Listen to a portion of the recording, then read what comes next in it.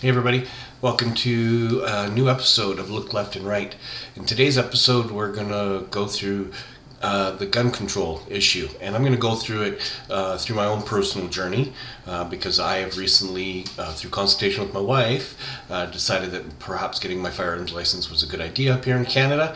So I'm going to walk you through that process that I went through, what I've learned, how my attitudes have possibly changed, and how it compares to the United States.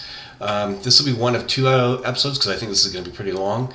And then in the second one, I think we're going to really go through the pros and cons of both systems and some of the laws in regards to self-defense, and how in both countries you can use your firearm. All right, so without further ado, let's get on it.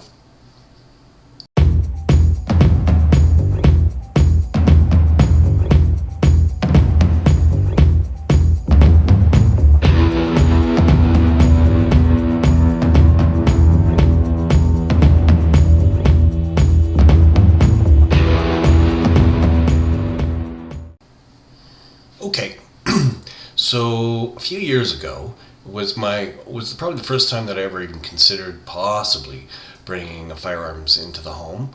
And I do mean a few years ago. Anyways, it goes back to probably Hurricane Katrina, if you can imagine. And on the news we watched, and it took about 3 days for people to start fighting over resources, and it was a little scary, frankly, right? And I know my wife and I talked about it back then, and it kind of died out and really didn't think of it. So in between time, I had a little bit of time firing a firearm. I was able to go to the RCMP firing range and fire an MP5. I think it was a Glock and a shotgun.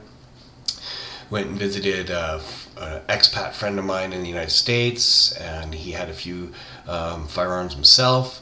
So we went to a gun range and we fired a couple of, I think 9mm pistols at a gun range. And so that, it's not like I'd never been around a firearm before, but definitely a novice, 100%.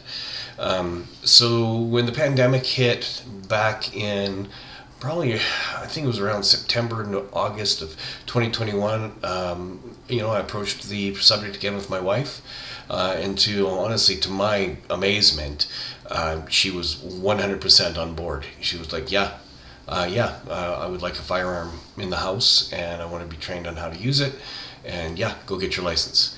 So I was like, okay, I guess I'll go get my license. So this is going to be a video of kind of what's involved here in Canada to get your firearms license so that you can indeed have a firearm, and how much that differs from our neighbors in the States. And I don't think we'll get into it in this video, but the next video we'll go through some of the stats and how the Canadian system as it sits right now really does work. And we will talk about in the next video some of the laws that the Liberal government is trying to bring in here in Canada, and how most experts don't believe any of them will have any effect on gun violence here in this country. So without further ado, let's get into it, and let's start on how you get your firearms license in Canada.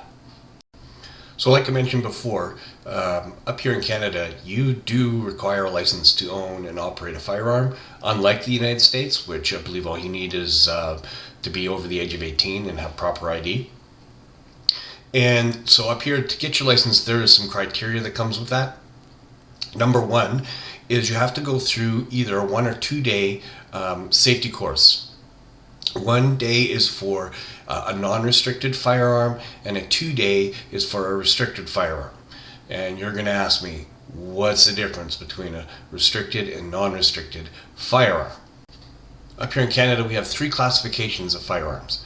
We have non-restricted: hunting rifles, shotguns, long-barreled. 2, restricted: all of your handguns. And until recently it was your assault rifles, but as of, I believe it was 2020, many of the assault rifles have now been banned. And then 3rd is the prohibited. The prohibited is basically machine guns, but there are also some rules that the Canadian government has put on guns, barrel length, add-ons, things like that, that can turn a gun into a prohibited gun. All right. So, as we've mentioned, up here in Canada, you need a license to own a firearm, and that license is called a possession and acquisition license. You are required that license to purchase a firearm, to transport a firearm, to buy ammunition. Basically, you need it for anything in regards to a firearm. Okay? How do we get it? The very first thing you have to do is you have to take a safety course. This is something in Canada that we do very, very right when it comes to our gun laws. I was shocked to go on YouTube and find things that I learned in my classroom that people are putting out there in the States so that gun owners know how to properly store, handle their guns. Things that I learned in one day in a classroom that people have to put on the internet, because in the United States this is not a requirement. That is silly. But okay, I digress. So up here you need to go, like I said, to a safety course. It's 1 or 2 days. It's 1 day if you just want to get a license for non-restricted firearms only. It is 2 days if you want to upgrade or get restricted firearms, which comes with a lot more rules. Okay, so that's what entails going and getting your firearm. These courses basically teach you how to safely handle and store your firearms. Some of the rules that comes with those firearms, like I said, with a restricted firearm, there's more rules, and frankly, I think it makes everything much, much safer. Okay, at the end of your 2-day course, most likely your instructor is going to hand you the application for your firearms license, where he or she would have put their information, and you'll get a certificate that you actually took the certified firearms safety courses. You'll take that application. You're going to have to get a photo to go with it. I recommend just going and getting like a passport photo, just like you for your passport. And you'll need 2 character references. The character references will have to give all their information, and most likely they're going to get contacted by the RCMP. Send that form in. The RCMP will vet you. They will basically do a thorough criminal record check on you, and then it'll be sent off to be approved or not approved. Up here in Canada currently, during the pandemic, it is taking roughly 120 days to get your firearms license, so 4 months-ish from time of putting that application in to actually receiving the firearms license in the mail. So it's not an immediate thing. This is not the United States. This is not going into your local firearms store saying I want a handgun, and they take down a little bit of information and you can walk out with your ammunition and your gun.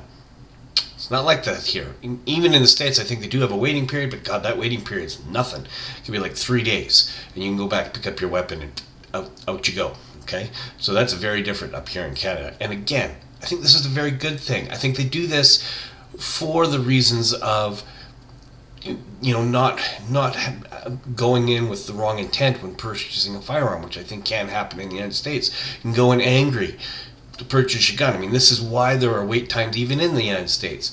The cooling off period of something that you might do in the heat of the moment. Our cooling off period here is much longer, and it also means you have to be pretty serious if you want to get a gun up here. That you're going to follow all the rules and you are going to be a responsible firearm owner. One more thing I want to add to all of this.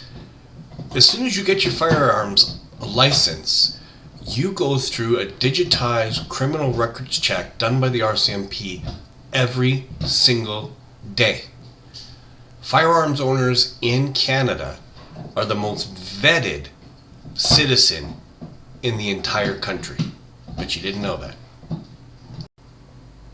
Alright, so you've done the courses, you sent in the application, 4 months later, you get your license. And you know what? It's pretty exciting. I have to admit, when it finally came, I was pretty excited. And so of course, the very next thing you want to do is you want to go purchase your very first firearm. I mean, duh. Can I be honest? That was pretty intimidating, actually. I kind of felt like almost like when I went into the store to purchase my firearm, I'd done a lot of research on the firearm I wanted, and it was intimidating. I almost felt like I was doing something wrong. It was really weird. So I went and I handled the firearm. I said, yeah, that's the one I want, and the process began. Lots of paperwork. I was getting a restricted firearm. I was getting a handgun. Lots and lots and lots of paperwork that had to be done, not by me, by the clerk. Of course, they required my driver's license. They required my possession and acquisition license. They required my membership to a gun club because, again, restricted firearms can only be fired in Canada at a registered firing range or a gun club. So I needed that. So of course I had it all. And then after about an hour of paperwork, I paid my money and they said, okay, come back in about 3 days. And you're kind of like, what? And so what has to happen with a restricted firearm is there is a transfer that has to occur so that the gun's registration is transferred from the store to you through the RCMP. And what will happen is you will get an email and that says that the transfer has been completed and now you can go and pick up the firearm. Now, for me, it actually only took a day. The very next day I got the email and I was able to go and get the firearm and pick it up. But that's just another, part of the process. The very next day I was able to go get my firearm, pick up some ammunition. Now let's compare that to the United States, where you can literally go into Walmart and buy a handgun and walk out with it. I think that's a bit of a problem that the United States is having, personal opinion. So, you're out of the store with your firearm, now you got to get it home, okay? And there are rules in Canada on how to transport a firearm. A lot less rules for restricted than there are for restricted. And can I be honest, this is where I think the laws get a little wonky.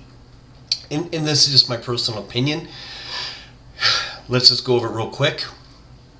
For a non-restricted firearm, shotgun, long barrel hunting rifle, the hunting rifle can be a semi-automatic, bolt action, lever action, doesn't matter.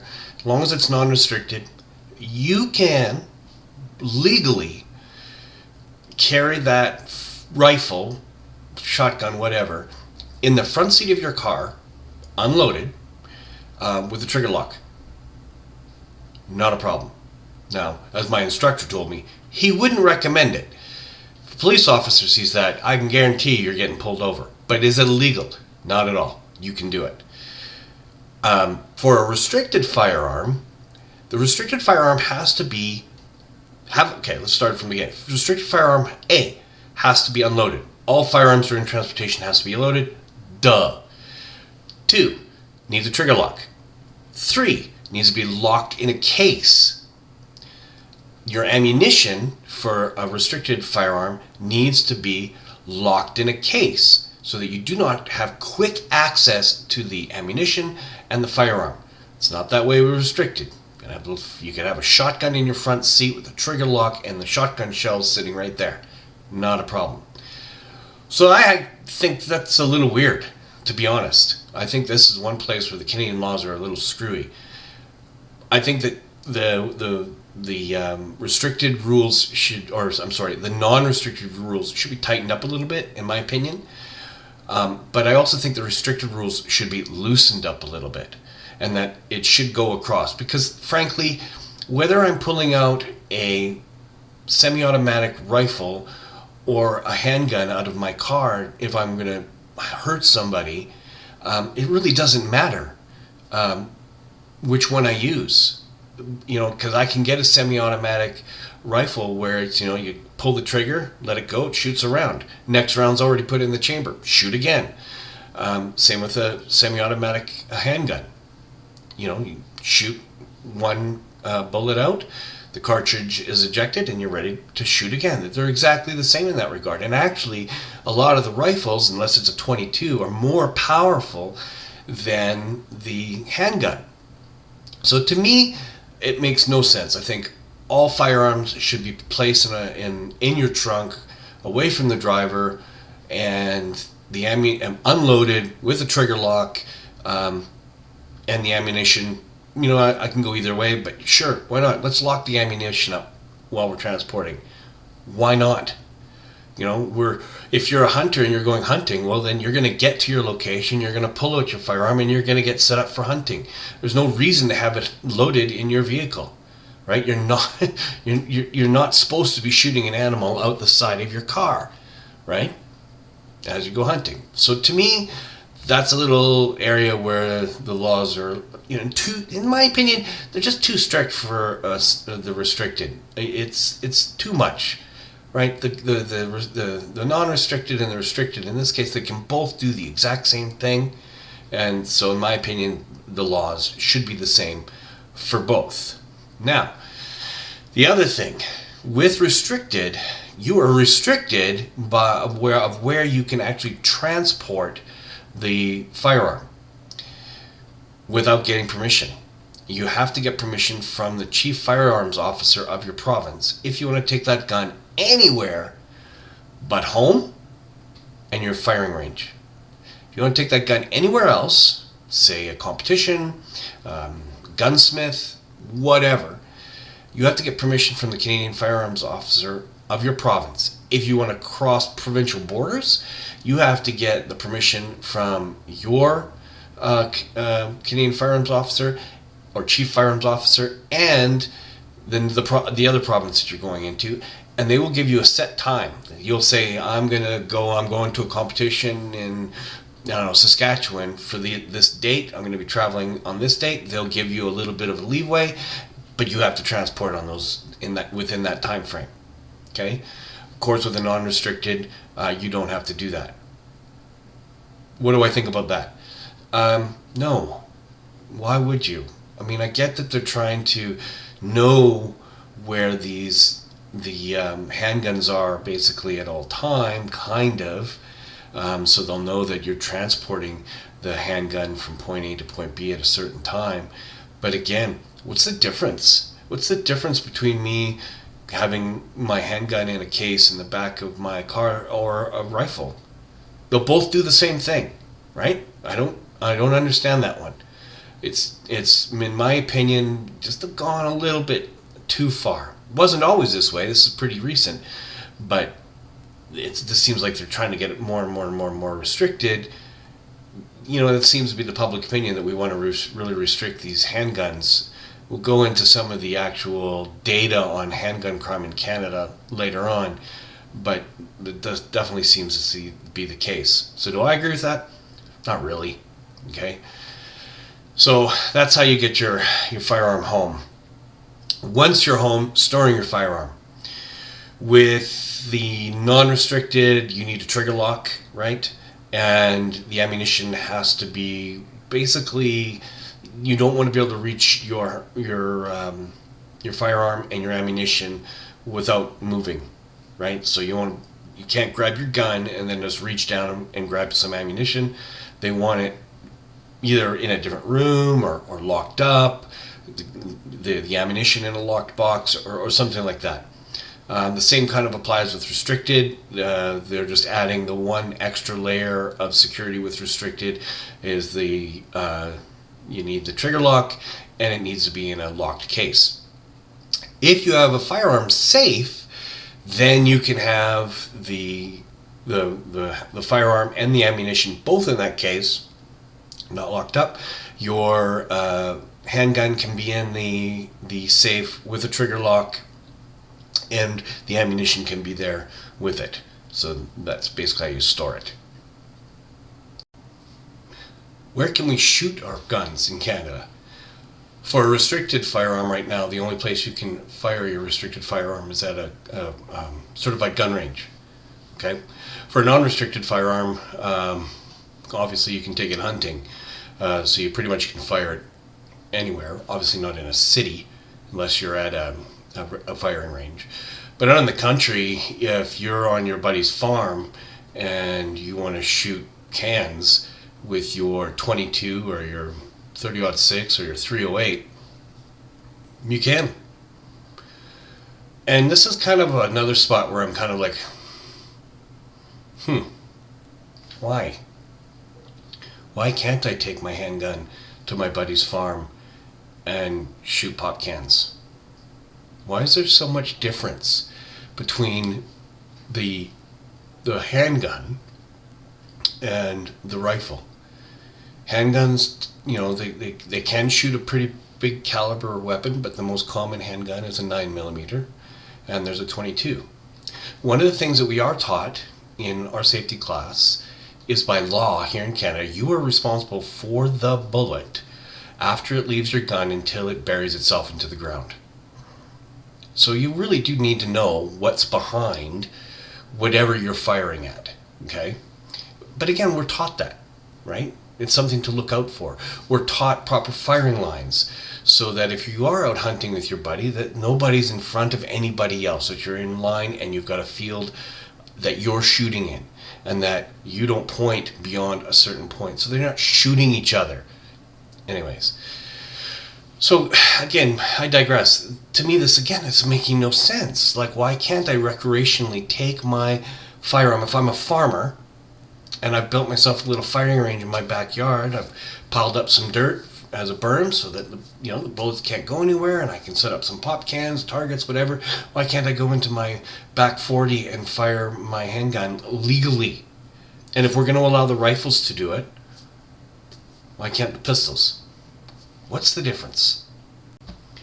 So I want you guys to think about this. I've just learned all of this, 5-6 months ago, right? I was a novice. Now I know the rules. I know basically what I have to do. In the United States, none of this is taught. None of the safety aspects of how to properly handle the firearm so that you don't accidentally shoot somebody. Not how to properly store.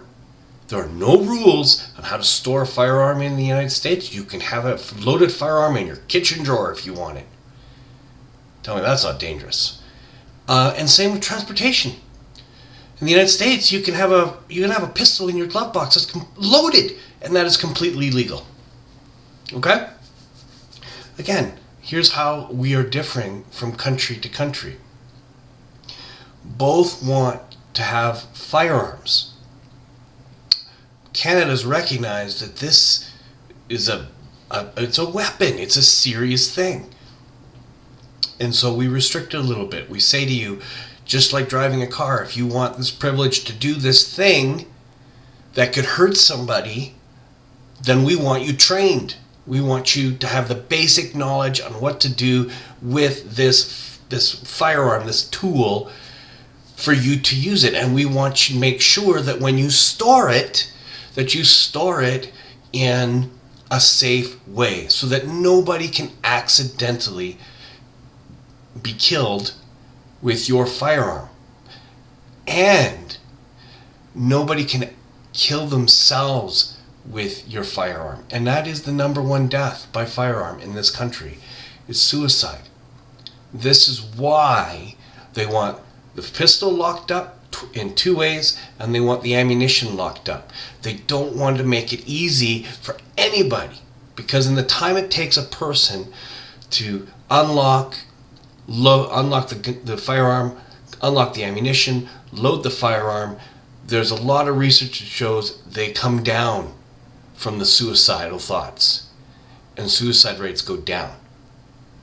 So this is all really good things that we're doing up here in Canada, and we should be very, very proud of the gun laws that we have. And please understand, 5 months ago I knew none of this. I had no idea the laws that we have in this country when it comes to firearm control and gun control. And I think, unfortunately, the vast majority of us Canadians have no idea the laws that come with gun control up here in Canada already. So I think that's all I got to say for this one. Join me for the part 2 of this as soon as I film it on gun control, and we're really going to dive into a lot of the data in regards to homicide rates, a lot more data on the laws and stuff in both countries. We're gonna look at the Liberal gun bans up here, what effect they will actually have when it comes to gun violence, and see some of the more political decisions that have been made towards guns that really have no effect on the safety of Canadians. But that's on the next one. So thank you very much for sticking with me for this much longer video than I wanted, and hope to see you on the next one. Have a great day, everybody.